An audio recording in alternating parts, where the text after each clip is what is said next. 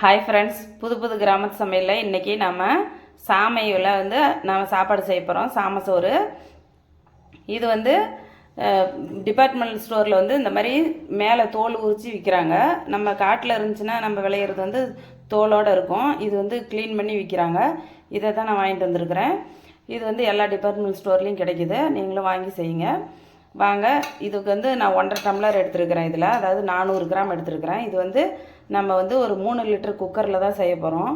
இதை நான் 1.5 டம்ளர் அளந்து எடுத்துக்கிட்டேன்.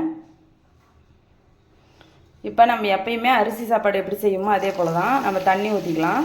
தண்ணி ஊற்றி இதில் 2 டைம் நல்லா வாஷ் பண்ணிக்கலாம். வாஷ் பண்ணிவிட்டு அரிசி அரிக்கிற மாதிரி அரிச்சிட்டு ரெடி பண்ணி வச்சுட்டு நம்ம குக்கரில் உள்ள வச்சுக்கலாம். வாங்க பாருங்கள். நம்ம இந்த மாதிரி சாமியில் தண்ணி ஊற்றணும். அங்கே பாருங்கள், இந்த மாதிரி இருக்கா. நம்ம 2-3 டைம் இந்த அழுக்கு தண்ணி போகிற மாதிரி வாஷ் பண்ணிக்கணும். நம்ம அரிசி எப்படி கழுவுமோ அதே மாதிரி. இது மாடு இருக்கிறவங்க மாட்டுக்கு தண்ணி காட்டுறாங்கள்ல, அதில் ஊற்றிக்குவாங்க. இல்லைன்னா செடிக்கு ஊற்றிக்கலாம். இந்த மாதிரி நல்லா தண்ணி சுத்தமாக தெரிகிற அளவுக்கு 2-3 டைம் வாஷ் பண்ணிக்கோங்க. நல்லா இந்த மாதிரி அரிசி கழுவும்ல அதே மாதிரி தான் பண்ணிட்டு நம்ம அரிசியில் கல் இல்லாமல் எப்படி அரிசி எடுப்போமோ அதே மாதிரி அரிசி எடுத்து வச்சுக்கலாம். வாங்க அரிச்சிட்டு காட்டுறேன். நம்மளோட சாமியை நம்ம இந்த மாதிரி 2-3 டைம் வாஷ் பண்ணிவிட்டு ஒரு 4-5 டைம் வாஷ் பண்ணேன். நல்லா அழுக்கு போயிடுச்சு. அந்த தவிடோட இதெல்லாம் போயிடுச்சு. அப்புறம் நான் இதில் தண்ணி ஊற்றி கொஞ்சம் நேரம் ஊற வச்சுருக்கிறேன். ஊறட்டுன்னு இப்போ நம்ம சாப்பாடு செய்கிறதுக்கு அந்த சாமி சோத்துக்கு அளவு தண்ணி வச்சுருக்குறோம். இதுக்கு எப்பயும் மில்லட் செய்கிறீங்கன்னா 1 டம்ளருக்கு 2 டம்ளர் போடுவோம் நம்ம அரிசி எடுத்தோம்னா சாப்பாட்டுக்கு, அரிசி சாதத்துக்கு. ஆனால் மில்லட்டில் பொறுத்தளவுக்கு இந்த சிறுதானியங்களுக்கு 3 டம்ளர் வைக்கணும். நம்ம அப்படி தண்ணி அதிகமாக இருக்கிற மாதிரி இருந்தால் குறைச்சிக்கலாம். ஆனால் 3 டம்ளர் வச்சா நல்லாயிருக்கும், கரெக்டாக இருக்கும். அதுதான் அளவு. நான் இதில் 6 டம்ளர் தண்ணி அளந்து ஊற்றிக்கிட்டேன். 1.5 லிட்டர் தண்ணி ஊற்றிருக்கிறேன். இதுக்கு தேவையான உப்பு எடுத்துருக்கிறேன். குக்கரில் இந்த அளவு தண்ணியிலே நம்ம இந்த உப்பு போட்டு நம்ம அடுப்பு பற்ற வச்சு இப்போ இந்த தண்ணியை கொதிக்க வச்சுக்கலாம். கொதி வந்ததே நம்ம சாப்பாட்டுக்கு அரிசி போடுற மாதிரியே இதை போட்டுடலாம். அடுப்பில் குக்கரில் தண்ணி வச்சு கொதிக்க வச்சிட்டோம். இது கொதிக்கிட்டோம். அது வரைக்கும் நம்ம சாமை சாப்பாட்டுக்கு வேண்டிய பருப்பு, கெட்டி பருப்பு ஒன்று செய்யலாம். அதுக்காக எல்லாம் எடுத்து வெங்காயம் எல்லாம் ஒழிச்சிக்கலாம். குக்கர் மூடியை டைட்டாக முன்னொன்று இல்லை, நம்ம தான் எதுவுமே போடல, சும்மா மட்டும் வச்சுக்கலாம். இப்படி இப்போ நம்மளோட சாமை சாப்பாட்டுக்கு வச்சுருந்த உலை கொதிச்சிருச்சு. நம்ம சாமை அரிசி சேர்த்துக்கலாம். கொஞ்சம் தண்ணி எக்ஸஸாக இருக்கிற மாதிரி இருந்துச்சுன்னா நீங்கள் கொஞ்சம் எடுத்து வச்சுக்கோங்க. நம்ம சாப்பாடு வேகும்போது போட்டுக்கலாம். இப்போ இந்த சாமையை சேர்த்துக்கலாம்.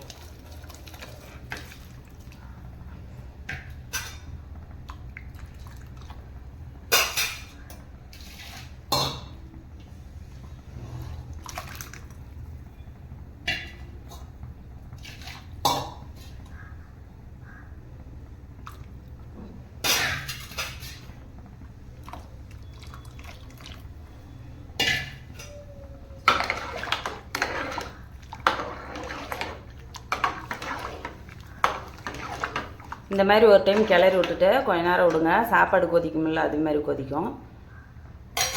அப்போ நம்ம கிண்டி விட்டுக்கலாம். இந்த மாதிரி தான் சாப்பாடு வேகும்ல அதே மாதிரி வேகுது பாருங்கள். இந்த சாமை அரிசி நம்ம கம்பு எல்லாம் மிக்சியில் உடச்சி போடுவோம். அது மாதிரி போட வேண்டிய தேவையில்லை. ஏன்னா இது சின்ன சின்னதாக தான் இருக்குது. இது நல்லா குழண்டு வெந்துடும். இந்த மாதிரியே முழுசாக தான் போட்டுக்கணும். இது நல்லா கொதித்து நல்லா சாப்பாடு வேகிற மாதிரி வேகும். நம்ம அரிசி சாதம் எப்படி வேகுமோ அதே மாதிரி வேகும். அப்போ நம்ம தண்ணி பத்தலைன்னா கொஞ்சம் தண்ணி ஊற்றிக்கணும். நம்ம தண்ணி இந்த அளவுக்கு எடுத்து வச்சுருக்குறோம். வேகட்டும், நம்ம ஊற்றிக்கலாம். நம்மளோட சாமை சோறு ஒரு 5 நிமிஷம் விட்டுருந்தேன். இப்போ பாருங்கள், நம்ம எடுத்த தண்ணி இதில் ஊற்றினா தான் சரியாக வரும். இப்போ ஒரு அரைவாசி தான் வந்துருக்குது. இன்னும் தண்ணி தேவைப்படுது. இதுக்கு நம்ம இன்னும் கொஞ்சம் தண்ணி ஊற்றிக்கலாம். இப்போல்லாம் விசில் விடக்கூடாது. விசில் விட்டோம்னா உள்ளே எப்படி வேகுதுன்னு தெரியாது. நம்ம நல்லா கிண்டி விட்டுட்டு கடைசியாக தான் ஒரு டைம் ஒரு விசில் விட்டுடலாம். இங்கே பாருங்கள், இந்த அளவுக்கு தான் இதாக இருக்குது. இன்னும் கொஞ்சம் வேகணும். நான் எடுத்து வச்ச தண்ணியில் ஊற்றிட்டேன். ஒரு 100 மில்லி தண்ணி மட்டும்தான் வச்சுருக்கிறேன். அதுவும் தேவைப்பட்டுச்சுன்னா ஊற்றிக்கலாம். இதை கிண்டி விட்டு கொஞ்சம் சிம்மாக வச்சு வேக வச்சுக்கலாம். இனிமேல் வெளியில் வந்துடும் குக்கர்லேருந்து பொங்கும்போது. அதனால் நம்ம கொஞ்சம் குறைவாக வச்சுக்கலாம் தீ. இந்த மாதிரி கிண்டி விட்டுடலாம். எல்லா சைடும் ஒரே மாதிரி வெந்துருச்சு. இப்போ வந்து ஒரு நம்ம 5 நிமிஷம் அப்படியே விட்டுறலாம். கொஞ்சம் தண்ணி கம்மியாயிருச்சு, அதனால் நம்ம கொஞ்சம் சிம்மில் வச்சு இந்த மாதிரி வேகிறதுக்கு விடலாம். நான் வந்து எடுத்து வச்ச தண்ணியும் இப்போ ஊற்றிக்கிறேன். நம்ம வச்ச தண்ணி 1க்கு 3 அளவு கரெக்டாக தான் இருக்குது. ஏன்னா இந்த குக்கரில் வலிஞ்சிரும், அதனால தான் நம்ம எடுத்து வச்சுட்டு ஊற்றிக்கிட்டோம்னா வேக வேக ஊற்றுறதுக்கு கரெக்டாக இருக்கும். இந்த தண்ணி எல்லாமே இதுக்கு கரெக்டாக போயிடும். நம்ம வந்து இப்போ குக்கரில் விசில் போட்டு விட்டுடலாம். மூடி விட்டு விசில் விட்டுக்கலாம். ஒரு விசில் விட்டோம்னா போதும், இருந்தாலும் நம்ம 2 விசிலாக விட்டுக்கலாம். நம்மளோட சாமை சாப்பாடு வந்து 2 விசில் வந்துருச்சு. நம்ம ஆஃப் பண்ணி விட்டுட்டேன். கொஞ்சம் நேரம் கழித்து இதை ஓப்பன் பண்ணி பார்த்துக்கலாம். நம்மளோட சாமை சோறு ரெடி ஆகிடுச்சு பாருங்கள். இந்த மாதிரி கம்மஞ்சோறு மாதிரி தான் இருக்குது இதுவும், ஆனால் சாப்பிட்றதுக்கு டேஸ்ட்டு வேறு மாதிரி இருக்குது, ரொம்ப நல்லா இருக்குது. இது வந்து இந்த மாதிரி மிக்ஸ் பண்ணி விட்டுட்டு கொஞ்சம் நேரம் ஆற விட்டுட்டு நம்ம வேறு இதில் மாற்றிக்கலாம். இது வந்து தண்ணியிலலாம் விடக்கூடாது, இது தனியாக நம்ம குழம்புல தான் சாப்பிட போகிறோம். கொஞ்ச நேரம் ஆட்டுன்னு பார்த்துக்கலாம். இப்போ நம்ம சாமை சாப்பாட்டுக்கு வந்து கெட்டிப்பருப்பு குழம்பு வைக்கிறோன்னு சொல்லியிருந்தோம். அதுக்கு வந்து நான் 150 கிராம் பருப்பு எடுத்துருக்கிறேன். அதுக்கு பருப்பில் போடுறதுக்கு பூண்டு 5-6 பல் உளிச்சு வச்சுருக்கிறேன். சின்ன வெங்காயம் ஒரு 15 உளிச்சு வச்சுருக்கிறேன், கழுவிட்டு வச்சுருக்கிறேன். இதெல்லாம் தக்காளி வந்து 5 தக்காளி எடுத்து வாஷ் பண்ணி கட் பண்ணி வச்சுருக்கிறேன். இப்போ நம்ம இந்த பருப்பு மட்டும் தண்ணியில் போட்டு அலசிட்டு நம்ம அரிசி அரிக்கிற மாதிரி எப்பயுமே குக்கரில் சேர்த்துக்குவோம்ல, அது மாதிரி சேர்த்துக்கலாம். பருப்பை வாஷ் பண்ணிவிட்டு நம்ம தேவையான அளவுக்கு தண்ணி ஊற்றி மஞ்சத்தூள் சேர்த்துக்கிட்டோம் இதுலேயே. இப்போ வந்து நம்ம கட் பண்ணி வச்சுருக்கிற தக்காளி சேர்த்துக்கலாம், வெங்காயமும் பூண்டும் சேர்த்துக்கலாம் இதுலேயே. இப்போ வந்து மூடி போட்டு ஒரு 4 விசில் வச்சுக்கலாம். இப்போ நம்மளோட பருப்பு வெந்துட்டுருக்குது. வெந்ததுக்கப்புறம் நம்ம வந்து இதை ரெடி பண்ணி வச்சுருக்கிறோம் தாளிப்புக்கு. இப்போ வந்து 10 சின்ன வெங்காயம் எடுத்து கட் பண்ணி வச்சுருக்குறோம் தாளிப்புக்கு. பூண்டு வந்து ஒரு 10 பல் இடித்து வச்சுருக்குறோம். சீரகம் ஒரு சிட்டிக்கு எடுத்து வச்சுருக்குறோம் தாளிப்புக்கு. இது வந்து கருவேப்பிலை வாஷ் பண்ணி வச்சுருக்குறோம். பச்சை மிளகா வந்து பிளந்து விட்டு வச்சுருக்கிறேன் 2 பச்சை மிளகா. வரமிளகா 5 வாஷ் பண்ணி வச்சுருக்கிறேன் தாளிப்புக்கு.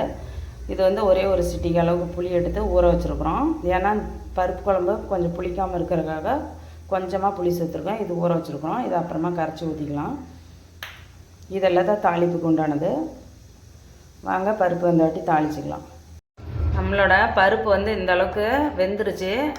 விசில் ஆஃப் பண்ணிட்டோம். இப்போ வந்து கொஞ்சமாக இதை கடைஞ்சிக்கலாம். நல்லா குழண்டு வெந்துருச்சு. இந்த மாதிரி தான் இருக்கணும். தண்ணி இந்த அளவுக்கு தான் வைக்கணும், ரொம்ப அதிகமாக தண்ணி தேவையில்லை நம்மளுக்கு. இப்போ வந்து நம்ம இதை கடைஞ்சிட்டு வந்துடலாம். இப்போ நம்ம வந்து பருப்பு வந்து நல்லா கடைஞ்சிட்டோம் இந்த அளவுக்கு. இப்போ வந்து நம்ம இந்த புளி தண்ணி இதுலேயே சேர்த்துக்கலாம். இந்த பருப்புக்கு தேவையான அளவுக்கு உப்பும் சேர்த்துக்கலாம்.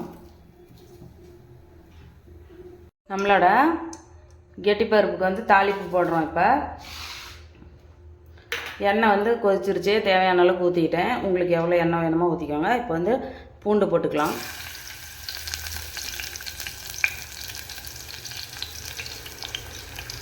பூண்டு நல்லா செவக்கட்டும். பூண்டு நல்லா செவந்துருச்சு. நம்ம இப்போ ஜீரகம் போட்டுக்கலாம்.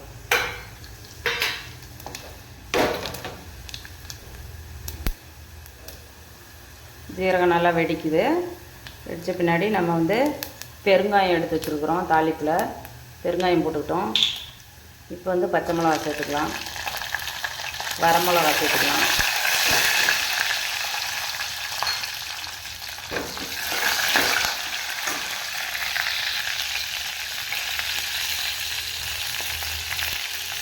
இப்போ மிளகா செவந்துருச்சு. நம்ம வந்து வெங்காயம் போட்டுக்கலாம்.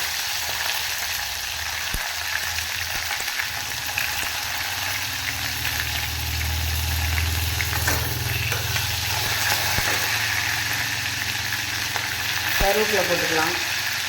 இப்போ எல்லாம் நல்லா வதங்கட்டும். வதங்கின பின்னாடி நம்ம பருப்பை சேர்த்துக்கலாம்.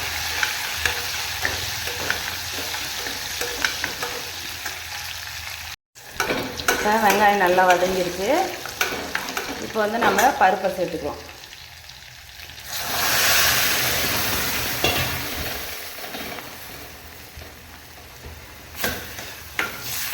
இப்போ 2 நிமிஷம் கொதிக்க விட்டு ஆஃப் பண்ணிக்கலாம். அவ்வளோதான். இப்போ நம்மளோட கெட்டி பருப்பு ரெடி ஆயிடுச்சு. நம்மளோட சாமசோறு வெந்த பின்னாடி இந்த மாதிரி ஒரு பாத்திரத்தில் எடுத்து கொஞ்சமாக சாப்பாடு போட்டு ஒரு உருட்டினோம்னா இந்த மாதிரி கிடச்சிரும். இது வந்து பாருங்கள் இட்லி மாதிரி நல்லா ஊட்டி தான் நான் எடுத்து வச்சுருக்கிறேன். இந்த குழம்பு பாருங்கள் இந்த அளவுக்கு திக்னஸ் வச்சா போதும், அப்போ தான் நல்லாயிருக்கும். ரொம்ப தண்ணி மாதிரி இருந்தால் நல்லா இருக்காது, நம்ம தொட்டு சாப்பிட்றதுக்கு நல்லாயிருக்கும். இந்த மாதிரி எடுத்து இந்த மாதிரி தான் தொட்டு சாப்பிட்ணும். நீங்களும் இதே மாதிரி செஞ்சு பாருங்கள். நம்மளோட சாமசோறும் கெட்டி பருப்பும் ரெடி ஆயிடுச்சு. சாப்பிட்டு பார்த்தேன், ரொம்ப நல்லா இருக்குது, டேஸ்ட்டாக இருக்குது. இது வந்து சிறுதானியம், ஈஸியாக எல்லா டிபார்ட்மெண்ட் ஸ்டோர்லேயும் கிடைக்குது. நீங்களும் வாங்கி இதை ஒரு டைம் ட்ரை பண்ணி பாருங்கள். ரொம்ப சத்தான பொருள். நீங்களும் செஞ்சு கொடுங்க உங்கள் குடும்பத்துக்கு.